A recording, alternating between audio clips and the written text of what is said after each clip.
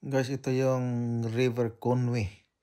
Yung nagpaikot sa Conway Castle.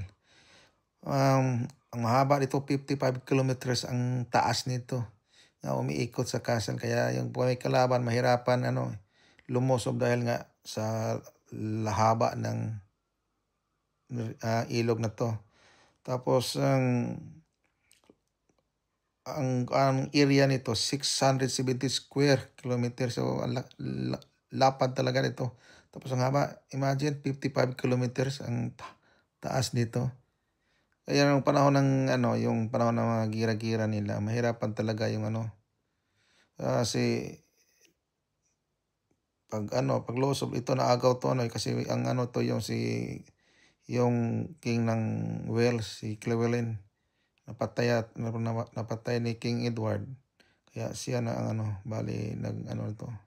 Kaya maganda talaga dito. Maganda place to. Kaya salamat guys sa papanood. Please follow my YouTube channel.